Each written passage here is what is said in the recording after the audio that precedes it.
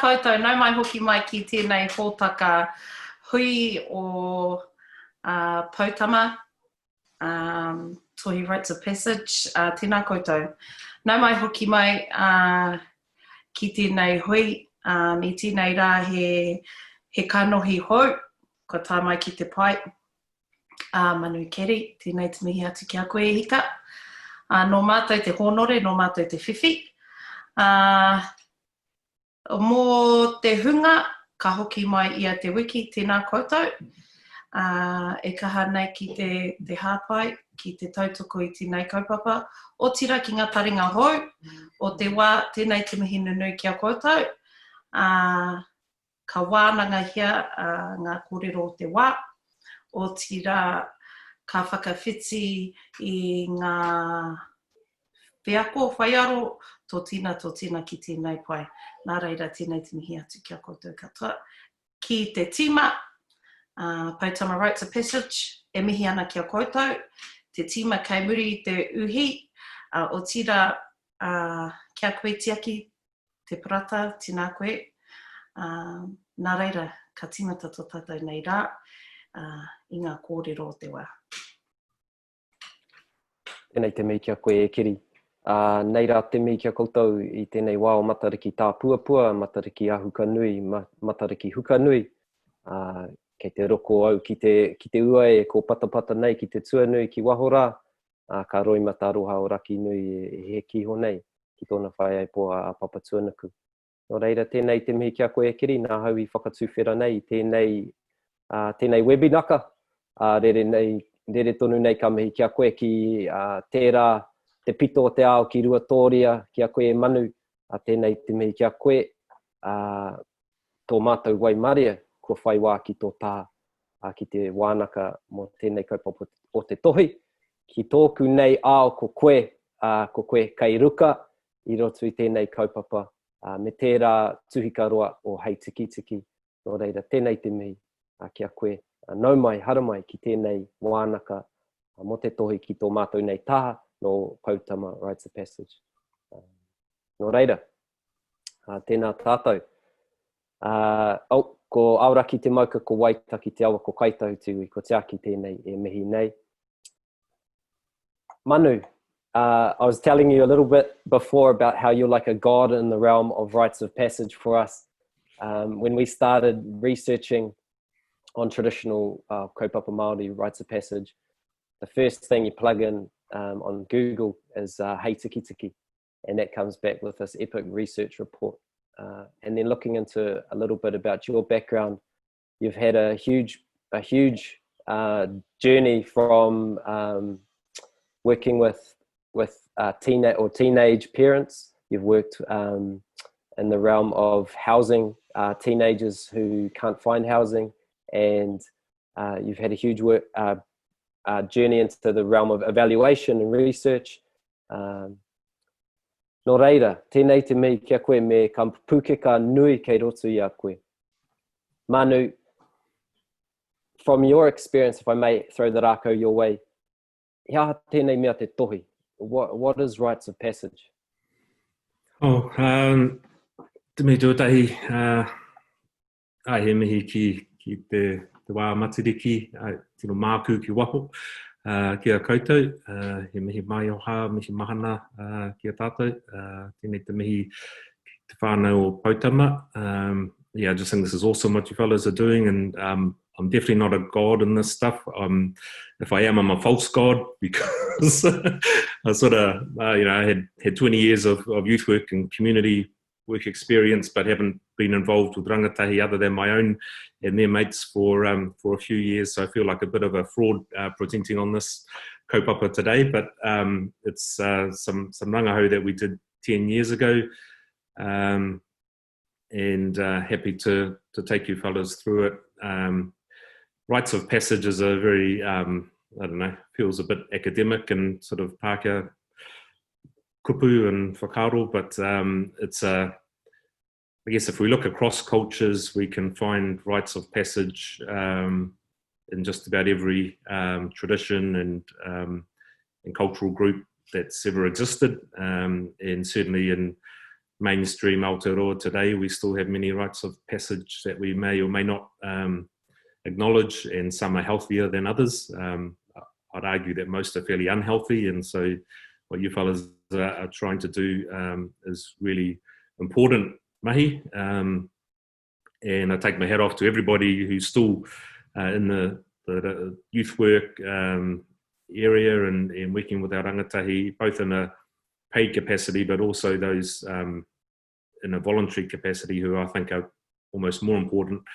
And if we look back on rites of passage in our communities, none of those traditional roles in facilitating those rites of passage have been professional roles. It's been just part of the community, the fabric of every community, to take their young people through some experiences which transition them from the state of childhood to pakeketanga or adulthood. So it's, and it really takes a village to raise a child, and that's still the case. And so take my hat off to those of us who are still hanging out with young people and helping to make that transition a healthy one. So I don't know if I answered your question, Tiaki, but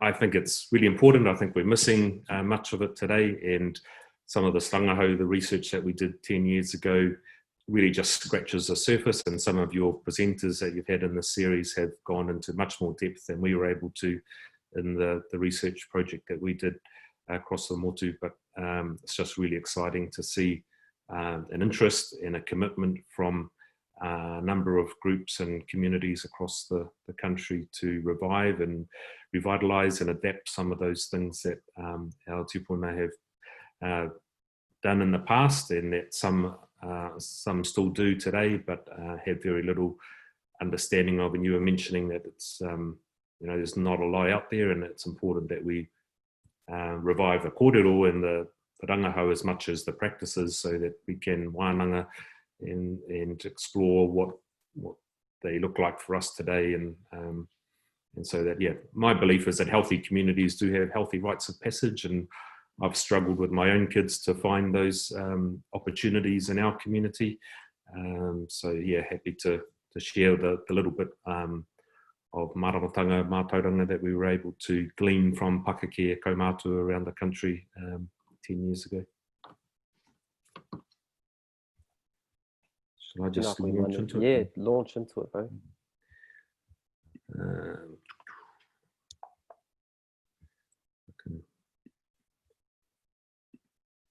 So just here, my whakapapa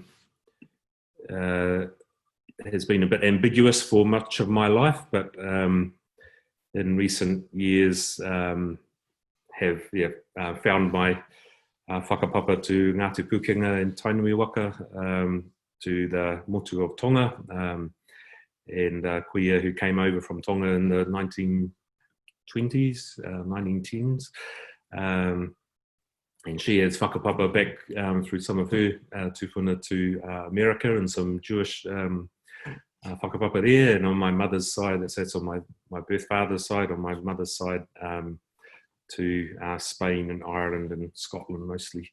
And I'm currently based in Ruatoria, married a staunch wahine from Ngāti Porou, and we've been here for 5 years just out of Ruatoria, and we're in Tūranga for 15 years before that, where we were involved with a range of these sort of kaupapa that you touched on. So Te Ora Hau is a faith-based Māori youth and community development organisation, started in the 70s in Dunedin and Waikato, and has had centres around the country over that time. Has come and gone in different places, and is still strong in a number of centres around the motu, doing a range of programs and projects and initiatives with young people in their communities. With a focus in the 70s, it was on Māori and Pacifica young people, and that's really carried on through, and a lot of different activities. We developed a oops, not sticking on that, but a framework based a lot on Mason Jury's work around whānau capacity and different aspects of identity and development. But a project that we got into 2008, 2009 was this research on rites of passage for Māori, and it came out of that whakatauki i te puerea from Āpirangata, where he talks about the taonga of our tipuna being a tiki-tiki on our mahunga, and something that we can wear with pride. And but for us, there was this acknowledgement that a lot of the rites of passage in our culture are fairly unhelpful or unhealthy. So thinking particularly about the yard glass and our 21st has been the major sort of rites of passage that most New Zealand residents tend to focus on. And that as youth workers at that time, there was a real gap in our knowledge about what were those traditional rites of passage that our tupuna had participated in. We didn't know much about that and wanted to find out more.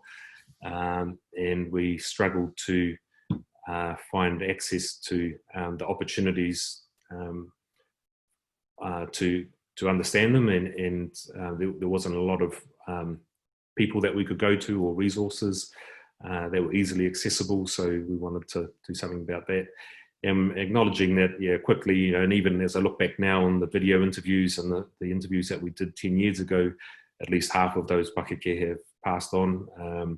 And so we recognised at the time there was this shrinking window, and in many ways what we found through the research was that window had already shrunk to such an extent that it was difficult to access from an oral sort of tradition the learnings and experiences of those that had gone before us in terms of those really tūturu traditional things. And it was great listening to Wayne a couple of weeks ago and the ori and the mātauranga that's preserved in Waiata, and I guess there's many of those sort of opportunities still to access some of those old ways.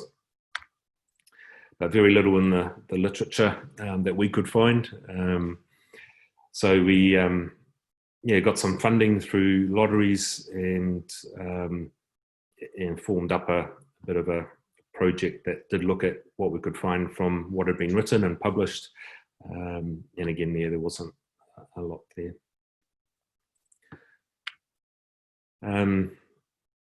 We started the research with some assumptions, and one being that there were some traditions and tikanga kawa and practices that were part of Māori child rearing and that transition from childhood to adulthood.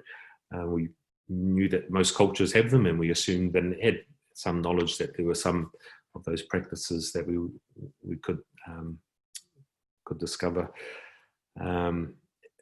We also kind of acknowledged that, yeah, as I said, most of those practices and principles were unfamiliar to our youth workers particularly, and to many others who were working with Māori around the country. So seemed like a useful thing to do to inform not only our youth work practice, but also perhaps Māori communities that may be looking to revive some of those practices and to legitimate them in a way that maybe they'd become illegitimate or devalued in our communities. And we also assumed that our kaumātua kuia pakeke were willing and able to share some of their experiences with us through the research. These were three key kind of contexts that we discovered. Urungatanga, which was kind of the day-to-day exposure of common practices that just sort of you learnt how to become an adult by observing your pakeke in different day-to-day activities. There was also this kind of concept of pukengatanga, which was a special mentoring where an individual child would be chosen by an elder to live with them often. And the photo there is of Iruwera Media Sterling. Iruwera talks about his experience of being taken. I'll talk a bit more about that shortly. And then there were whare which were, as we know, were dedicated spaces, physical spaces and places, and rōpū that were set aside for specialist training in different aspects of the skills and knowledge that were needed for being a healthy adult in the community.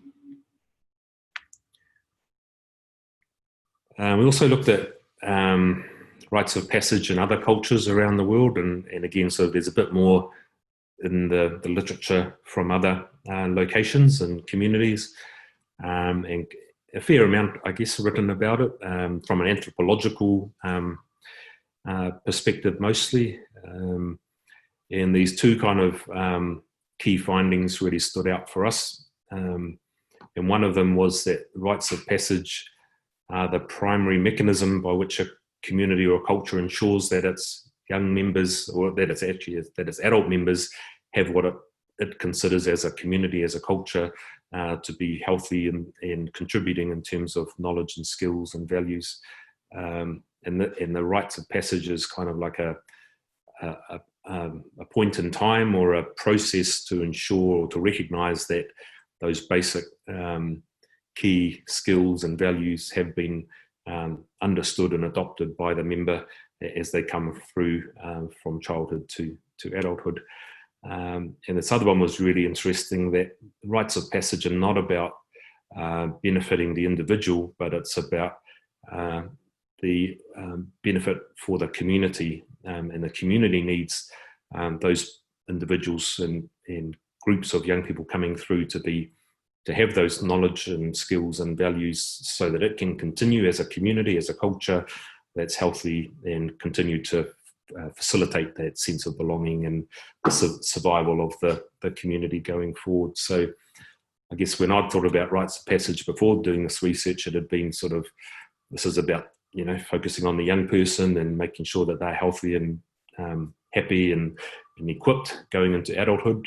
But the research, particularly from overseas, suggested that rites of passage are more about the community being intact and healthy and strong going forward, and that they're important to mark that process.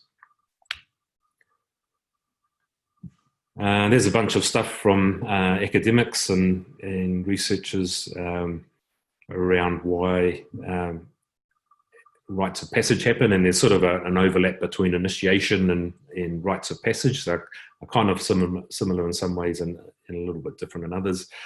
But these are just sort of expanding on that concept of the rites of passage being about the health of the wider community.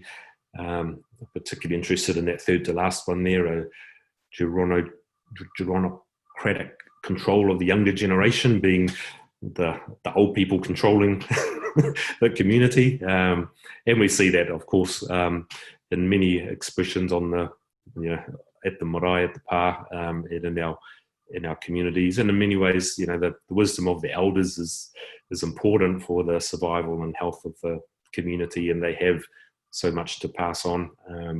And the rites of passage is recognising that has been transferred from the elder to the younger.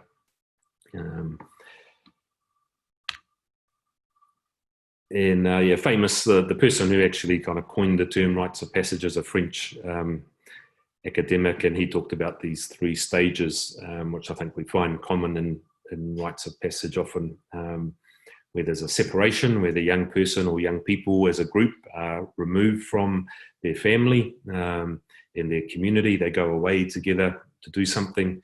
There's a period of transition where there's often challenges or tests that the young person is put through after their period of education and inculcation with new knowledge and skills. And then there's always a formal sort of reincorporation back into the community, where the community then recognise that they have been through this process and come back in to be that the honotanga is strong, and reconnection happens at that point with the family and with the wider community, and a new status is often attributed to the young person.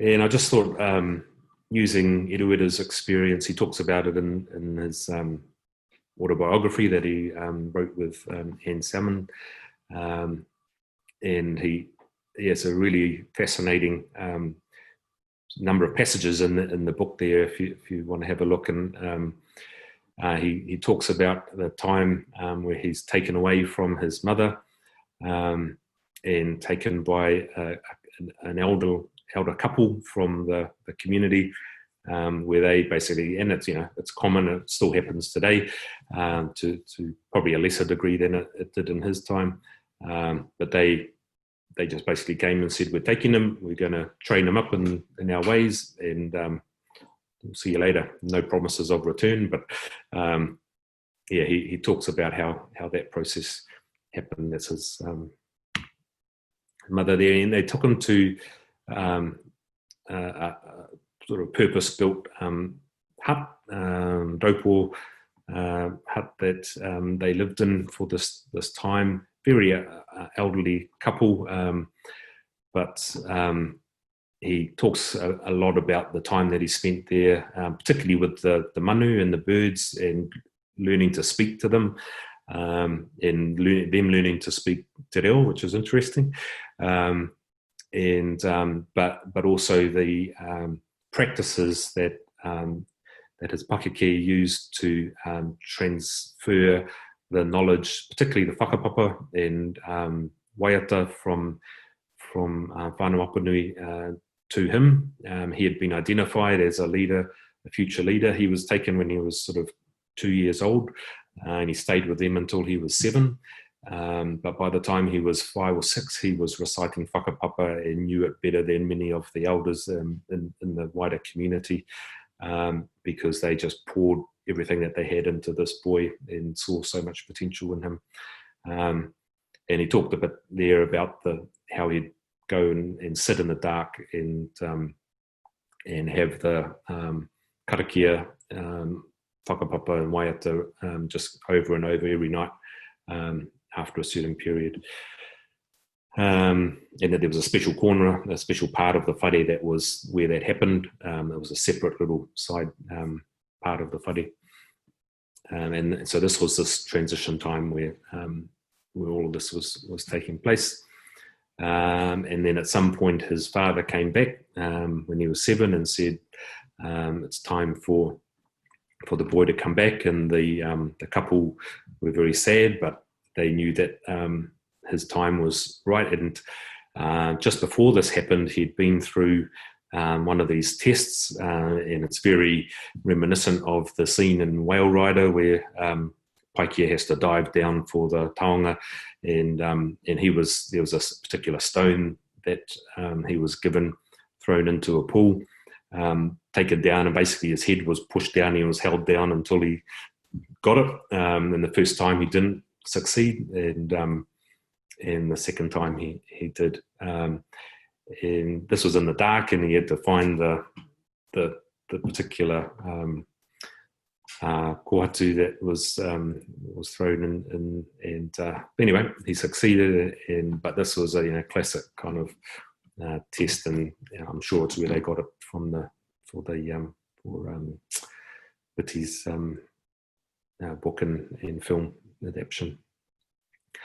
But yeah, he was taken back and recognised. He struggled in the reincorporation in some ways, going back into a very Pākehā education system. He went off to Te Aute, and actually while he was there, he was pulled out again when his mother's, when they had having the court sittings, and he had to come and recite the whakapapa that he'd learned through that time as a young child, to ensure that his whenua was protected going forward. And he was very sad about that because he had great aspirations of his education at Tiaki and where he was going to go on and be a lawyer, and that was sort of pulled away, and his responsibilities back to his community and the whānau and the whenua were greater than his individual aspirations and potential as a lawyer going forward. So yeah, really interesting if people want to do a bit more reading there. Another interesting source that we found was a Franciscan priest called Richard Raw, who's written quite a bit around male initiation and rites of passage, and he looked across many anthropological studies around rites of passage to kind of find some common themes, and these were 5 key messages that he felt were common across most of the cultures that he looked at, that were key lessons for particularly young men to learn. He felt that young women, from his understanding of the literature, and didn't need to learn these lessons in quite the same way because of menstruation and childbearing and all of that. Women tend to learn these lessons more naturally, and whereas us men need to be taught them a bit more explicitly because we don't understand otherwise that life is hard, that you're not that important in the universe and the scheme of things, and life's not all about you. So, I've got a 14-year-old at the moment, and he's very egocentric in his view of the world, and so many of these lessons certainly resonate with me at the moment, in that sort of particularly in the teenage years. You need to learn that you're not in control of everything, and actually that there will be a time when you die. And I was thinking about, Edward being held down and being close to death, close to drowning. There was a lesson in that for him, that his life could be taken at any time. And, can contrast that with what our sort of mainstream culture teaches us today. It's really the exact opposite. If we look at marketing and advertising and consumer culture, it teaches us exactly the opposite, and these are the messages that our rangatahi and young people had drilled into us every day. I think of myself in the 80s and my young one now, and what both of them got a girl who's 18 now, our boy's 14, but the culture that surrounds them is very much, even more than I had as a teenager, that the world is all about you. You should be in control of everything. You're going to live forever. Life should be easy, and that's how you should set yourself up and what you should expect going forward. So really kind of, again, emphasizing the need for these rites of passage and the initiation rituals that teach our young people these lessons of life that as we go older, we kind of get, but the longer it takes us to learn these lessons, and some adults, many of us, don't ever learn some of these lessons, and we come to the end of our life thinking that, some of these things are not what the truth is. So the earlier on we learn these, hopefully the better our lives can be, and the more we can contribute to society going forward. So onto the research that we did with Pakeke, we had 30 interviews. Tai Tokero, Tai Rāwhiti, Whanganui and Ōtautahi were the main areas that we interviewed our Pakeke from. And they were identified through our own whānau connections. Many of the youth workers interviewed their grandparents or Pakeke from their community, or who'd supported their youth work, their church or their marae, and so on. Some are well known, like Tipini O'Regan, and others less well known. And most of them had te reo as their first language at home, and others didn't. And Uncle Morphy was a kaumātua for Te Ōrahau, and so we just dedicated this rangahau to him because he passed away just before it was published.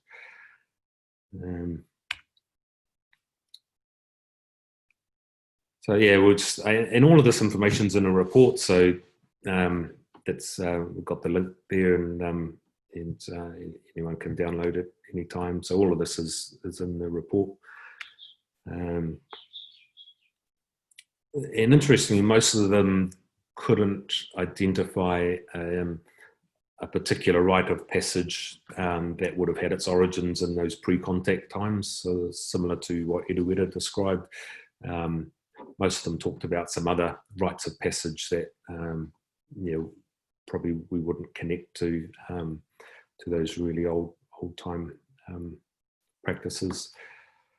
And that a lot of them, for that reason, tend to describe more general processes of development and activities that they went through to learn how to become an adult, rather than a particular, that sort of formal sense of being separated, having that transition and then reintegration back into their community.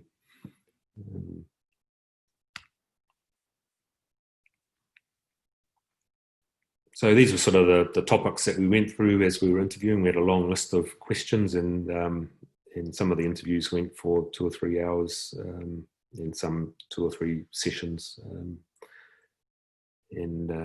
Lots of wisdom imparted. There's a summary of some of the interviews on YouTube. There's sort of about 30 minutes worth of kōrero there, and people can sort of see the highlights reel there, but many hours of interviews across many subjects. The common themes that came through were these sort of essential values, tikanga. Manaakitanga kept coming back over and over as kind of a really core value that as young people they were expected to learn and practice at the earliest possible age. And we live on the pā here, and I think about our kids and their involvement in the life of the marae, and recognise now that they've sort of not adopted those, and it's second nature to them, and we're grateful to have the wider community around us helping with training them in those responsibilities, both at the back and at the front. Certainly, in respect for the pakeke and elders was really high on the agenda, and I suspect it was for their generations, it was probably more so than it is even today, and we've probably lost a little bit of that, and have had a couple of experiences with young people I've been working with, taking them onto marae or with pakeke, where it's pretty clear that they haven't been given that sense of respect for their elders, and so that's a gap in many of our communities these days. Strong work ethic, having personal integrity and honesty was really critical, and that sense of contributing to the wider community, and connection and respect for the natural environment. And I know I'm sure when I get to their age and look back, I'll have rose-tinted glasses, and the world will be a happy place where everything was lovely. And there was certainly quite a bit of that came through, but there was also there were a few stories where things weren't as hunky-dory as we might like to think that they were. There was a sort of a group of essential knowledge that was considered to be really important. So whakapapa was learnt by many of them from a very early age. Wāhi tapu, they were told about particular sites, places where they weren't allowed to go, places where they could go, but they needed to know what had happened there. And also many of them participated in food production, and they needed to know which areas were good for growing kai. Some of them had training around astrology and astronomy and the patterns of the stars, and that came through for a few lucky ones. And it's great to see that mātauranga being regenerated these days. And another phenomenon, I suppose, we still see very much at work today is that certain whānau have particular roles within their extended whānau and hapu iwi, and they needed to understand what their role, what their whānau's responsibilities were in the kāinga, at the marae, at the pā, and in the wider community. And as I said, cultivating food, hunting, collecting, preparing, storing kai was all very important. Again, I think more so in those days where there was much more reliance on survival, by your own production rather than going to the supermarket. And so that was, if you didn't have those skills, your family was at risk of not surviving because they'd starve or certainly be reliant on others to supply it.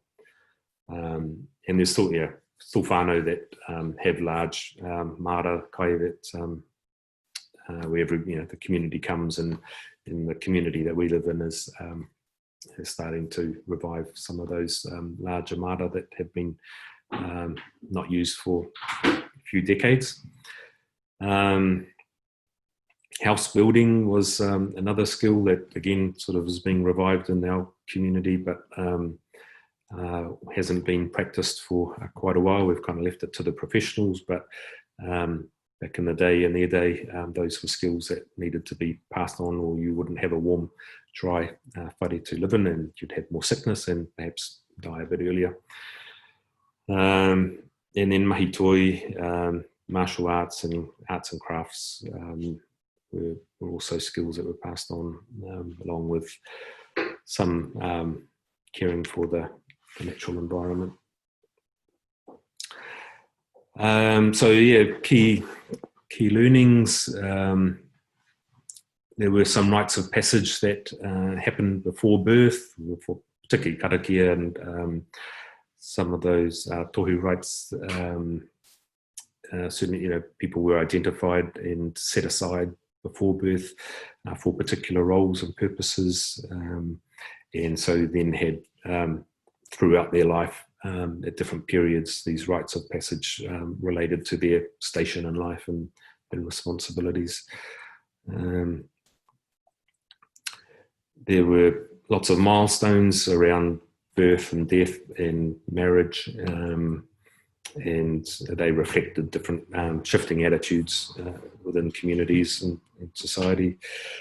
And obviously those cultural rights and responsibilities, particularly on the paipai, at the marae, and around manaakitanga, were very important. And there were some rituals and rites of passage around the gifting of land. Some of the Pakeke talked about, that tuku whenua and the passing over didn't just happen. There were some particular ways of doing that. And of course, these days, rights of land is handed over just sort of by default as the shares get passed on often, and heaps of work needed to be done around that kaupapa.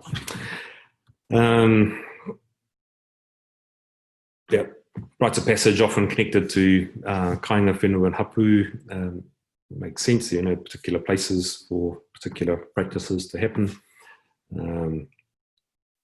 And marae did play and still play an important role in some of those. Thinking about in our community, when a young fella gets his first knife, there's quite it's a big deal, and then has responsibilities at the pā when there is an event on to contribute to food preparation. And I guess to sort of thinking about work and service to the community as rites of passage, and I guess we've also got these days driver's license and those sort of things, but there's certain roles and activities in the work of the community that you took at certain times, and those were important. Lots more there. I'll just keep flicking through. Interestingly, birthdays had little importance in these days, particularly 21st, but also other birthdays. Particularly for young children, we make a big deal of their parties. In the generation of the interviewees, we didn't really get a birthday, and I know my wife didn't get much of a birthday party either when she was growing up. It just wasn't a big deal for her whānau. And some faith traditions have, they don't put a lot of emphasis on birthdays either. But back in the day, I guess there were other priorities and less time to prepare fancy birthday cakes and all that presents. And yeah, of course, confirmations, baptisms, and first communions were important in those communities that had a strong church affiliation. Mentors, very important, and in nearly all of our interviewees, I think, were able to identify people who were really important to them within their whānau and wider community. And we, again, sort of teachers at school these days are kind of some of the prime mentors for our kids, but outside of that, could be a sports coach or kapahaka tutor, but or an uncle or auntie. But you know, some of the youth work research we've seen suggests a good, healthy young person needs at least 6 key sort of mentors in their childhood and adolescence to become healthy adults. And again, it's sort of an undervalued practice in our communities these days of mentoring our rangatahi really actively, rather than just sort of by default and barking at them at the marae, actually taking a real interest in our rangatahi and asking how they're doing, checking in on them, providing that guidance that in that sort of teenage period they're trying to break away from their parents and need those other older people in the community to give some guidance, or else they just rely on their peers who are also struggling to find where their reference points and moral development as well as skills development should come from. So yeah, Te Ōrahau did all of that, and a bunch of others. There's quite a lot of information in the report and the learnings, and so we've tried to put that into the youth work practices. I'm not involved with Te Ōrahau these days, but still have many of my friends involved in the services and programs that they offer around the country, and I've got a lot of time and respect for the mahi that they do, as well as other youth workers across the motu. Just in summary, just thinking about our kids, we lived in the marae for a couple of years when we moved to Ruatoria, waiting for a house, and so they literally lived and still live on the pā. Our septic tank is from our house, it's connected into the pā one, and you can almost karanga from our deck.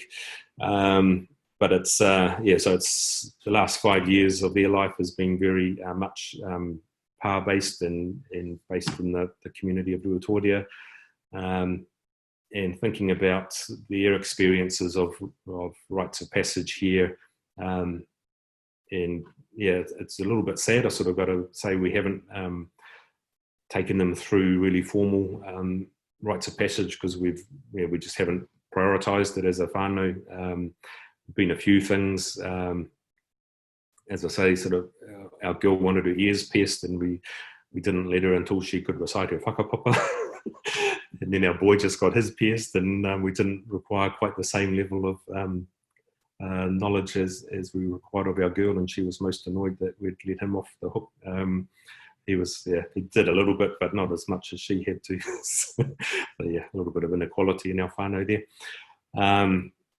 And there have been some formal rites of passage here, and I think the last one that I'm aware of for our community was probably about 30 years ago.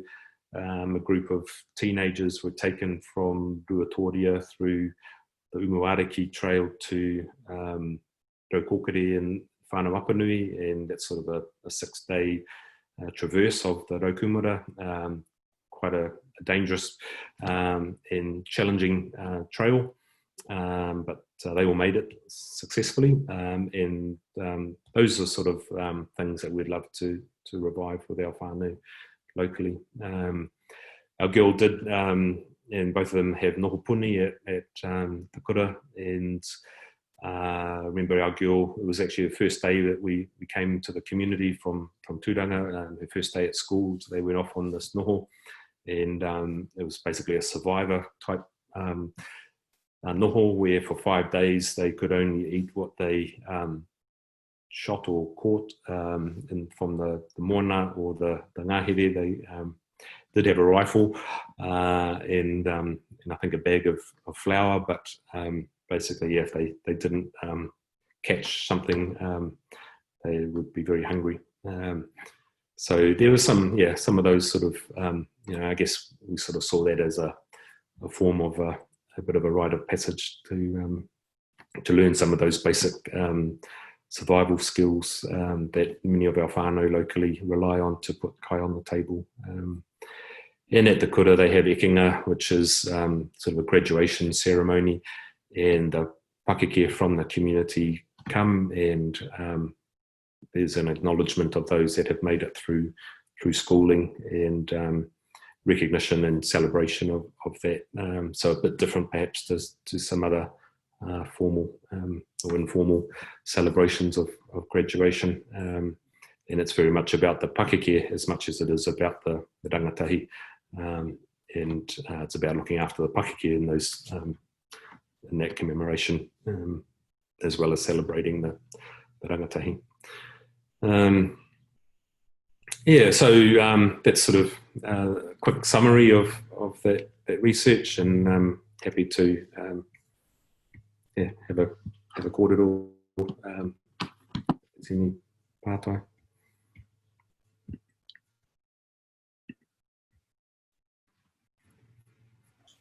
Cool, bro.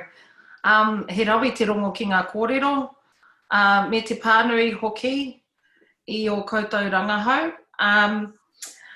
So, when you were before you went to the pā, how was it for the kids moving back? And, what did that feel like, and what did that look like for them?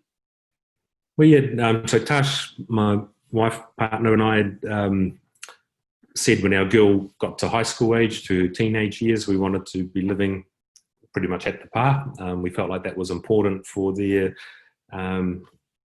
development, and we'd been living, so Gisborne's a couple of hours from where we live now, and we'd come back on a monthly basis to marae committee meetings and tangi and stuff, but so they were familiar with the place, but certainly hadn't lived in the community.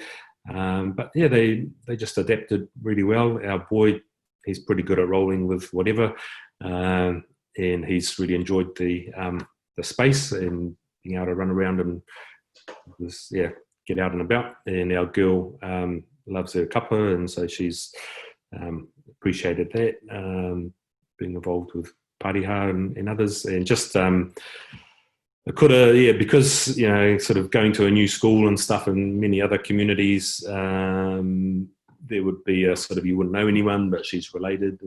They were both related to everybody there, and so there wasn't such a big transition as there might have been if we'd moved to Auckland or somewhere. And again, we know we're talking about the future of our boy and where he's going to go to school, and one of the awesome things about the kura where they're at is it is a community kura where it's his uncles and aunties who are his teachers, and no one can get away with anything, and everybody knows everybody's business, and that has some downsides, but has on the whole net positive for our whānau and their sense of who they are. It's just we couldn't find a stronger sense of belonging anywhere, and they're now grounded in that, so it's been a really awesome experience for them. And it's not everybody's choice, obviously. Very few people still moving back to their papakainga and haukainga. Still, ahika remain, and less are moving away, which is cool. And a few more, I think, are coming home. But we need many more to come home. But overall, it's been a really positive experience for our whānau, and we couldn't really imagine anything else now. Tēnā koe, Manu.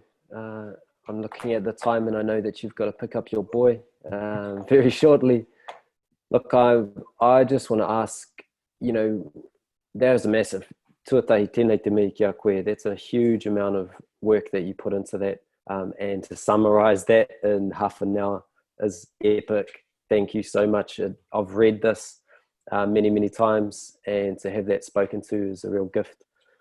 Manu, if there was some way that you could bring that all together into a statement, you know, what is the importance of rites of passage, or what is the importance of this mahi for you? You know, as much as we've lived in this community and it's grounded our kids, and they have, as I say, sort of the strongest sense of belonging that I could imagine anyone could have anywhere, I still think that without the rites of passage, there's a gap in their healthy development. And so my sort of prayer for our community and our whānau and everybody's whānau is that we are able to reinstate more formal rites of passage, because I think the formality has some benefit to it, in that it's purposeful and explicit rather than sort of falling into it or not, and sort of missing out on stuff. And so without a formal process, we risk too many rangatahi still transitioning, as I said earlier, without picking up those essential skills and values and knowledge, and not acknowledging that, and them not knowing whether they are yet pakeke, or whether they are still rangatahi or tamariki in their thinking and their practices, you know, their activities and so on. And so without those explicit expressions of marking the transition and ensuring that the stuff that's important to us as a community, as a culture, as adults, without the explicit acknowledgement of that being imparted, we risk those things not being imparted or only imparted partially, and therefore we're going to continue on with massive gaps in the health and the well-being of our communities and culture, because too many of our adults miss out on that, and they don't then have it to pass on to theirs, the next generation, and that's a vicious cycle, and we need a virtuous cycle that brings more and more of that back into our community. It's not about doing it all overnight and having a perfect rites of passage and everybody, you know, doing it tomorrow, but the more of this effort that you guys are making, that we can all make to commit to reinstating those healthy rites of passage, the better our communities are going to be into the future for our mokopuna, for the generations to come, and the more we are honouring those that have been before us and holding on to the good stuff and reclaiming it and passing it on. Too much, bro. Thank you, Manu. I know it's time for you to go. I just can't say enough how grateful we are for all the mahi that you and your team have put into this work and this kaupapa, and huge mahi to your pāhara keke over at Ruatoria, to all the whānau there, and yeah, mā te wā, bro. I'd love to see you over at one of our trainings or at one of our rites, or maybe us over in Ruatoria, observing your rite. Awesome. Kia kaha koutou. I look forward to seeing where your hiding ends up as well. At Pēnu. Yeah, no mai At hara mai. Pēnu. Matua. Bye-bye. Gee, how about that? Lovely. I was just, I know we've got a few minutes left and there are a few peeps still on. I was just going to say, Kitty, in the weekend, I just took a group of tāne and we picked up our neph. You know how we were chatting last week about our nephews who are both in, both in bad ways. And yeah, picked them up, drove to Auckland, picked them up, and we took him away for the night. And it was real, you know, like he's 17 now, and it was like walking a tightrope with him, because, you know, he's in that stage where he's got his autonomy, and he kept trying to, you know, walk away from us as we're walking down the beach or something, and we're having these kōrero like with his other uncle, and but managed to keep him in there and talk about a lot of this stuff. And in the evening we had an epic wānanga with 7 tāne in the storm out at Karekare, and the kaupapa was really about, we talked, our pūrākau was tāne te wānanga, and the experiences of darkness, and then the flashes of light that have come while we've been in those places, and then what's moved us from dark to light. Yeah, anyway, we ended it with a big pure down at the Karekare Falls, and then a hākari, and lots of messages, because it's whānau in Wellington and Poneke, so they all sent messages to us, and we played that in front of that. So following that process of separation, transition, and then reintegration. Yeah. And it wasn't perfect, but we had to do it. We had to do something.